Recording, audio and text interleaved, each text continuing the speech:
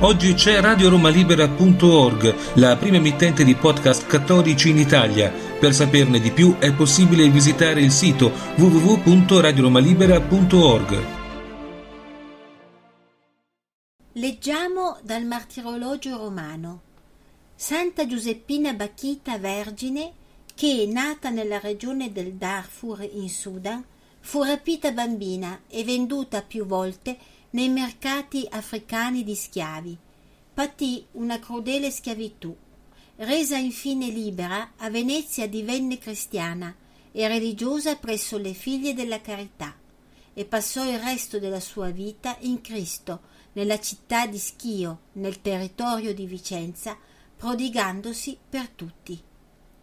La Chiesa la ricorda l'8 febbraio, mentre nella diocesi di Milano la sua memoria si celebra il 9 febbraio. Esiste un manoscritto, redatto in italiano e custodito nell'archivio storico della Curia Generalizia delle Suore Canossiane di Roma, che raccoglie l'autobiografia di Santa Bakhita, canonizzata in piazza San Pietro il 1 ottobre dell'anno giubilare 2000. In questo manoscritto sono racchiuse le brutture a cui fu sottoposta Bakhita nei suoi tragici anni di schiavitù, la sua riacquistata libertà e infine la conversione al cattolicesimo. Nata da genitori della tribù Dayu nel 1869 ad Olgossa, piccolo villaggio a circa 20 km ad est dell'odierna città di Nyala, nella regione del Darfur in Sudan, venne rapita all'età di 7 anni e fu venduta più volte, conoscendo patimenti e sofferenze che la lasciarono senza identità alcuna. Furono i suoi rapitori a darle il nome di Bakhita, ovvero fortunata. Leggiamo dalla sua autobiografia. La mia famiglia abitava proprio nel centro dell'Africa, vicino al monte Agilerei. Vivevo pienamente felice. Avevo 9 anni circa quando un mattino andai a passeggio nei nostri campi. Ad un tratto sbucano da una siepe 2 brutti stranieri armati. Uno estrae un grosso coltello dalla cintura, me lo punta sul fianco e con una voce imperiosa: «Se gridi sei morta, avanti, seguici». Venduta a mercanti di schiavi, iniziò per Bakhita un'esistenza di privazioni, di frustate e di passaggi di padrone in padrone. Poi venne tatuata con rito crudele e tribale, 114 tagli di coltello lungo il corpo. Mi pareva di morire ad ogni momento. Immersa in un lago di sangue, fui portata sul giaciglio, ove per più ore non seppi nulla di me. Per più di un mese distesa sulla stuoia, senza una pezzuola con cui asciugare l'acqua che continuamente usciva dalle piaghe semiaperte per il sale. Giunge finalmente la 5ª ed ultima compravendita della giovane schiava sudanese. La acquista un agente consolare italiano, Callisto Legnami. 10 anni di orrori e umiliazioni si chiudono. E per la prima volta Bakhita indossa un vestito. Fui davvero fortunata, perché il nuovo padrone era assai buono e prese a volermi bene tanto. Trascorrono più di 2 anni.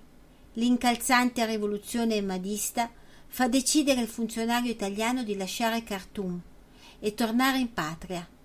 Allora osai pregarlo di condurmi in Italia con sé. Bakhita raggiunge la sconosciuta penisola, dove il console la regalerà ad una coppia di amici di Mirano Veneto e per 3 anni diventerà la bambinaia della loro figlia, Alice. Ed ecco l'incontro con Cristo. La mamma di Alice, Maria Turina Michieli, decide di mandare figlia e bambinaia in collegio, dovendo raggiungere l'Africa per un certo periodo di tempo. La giovane viene ospitata nel catecumenato diretto dalle suore canossiane di Venezia nel 1888. Circa 9 mesi dopo, la signora Turina venne a reclamare i suoi diritti su di me. Io mi rifiutai di seguirla in Africa. Ella montò sulle furie.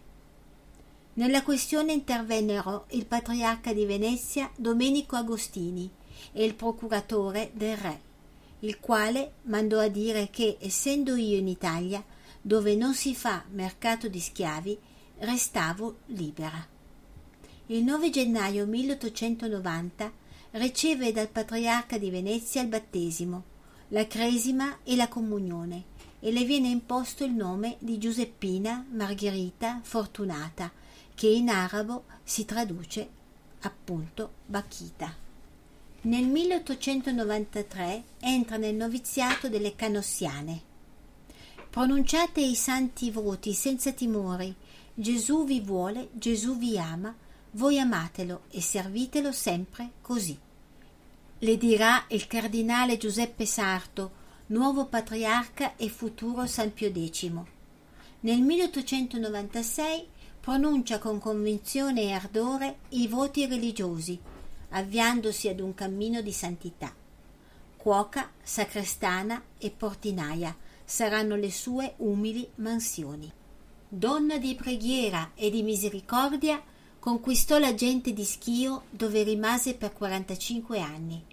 Veniva amabilmente chiamata la suora di cioccolato, e i bambini, che mai avevano visto una persona dalla pelle nera, come d'altra parte anche i loro genitori e nonni, provavano simpaticamente a mangiarla.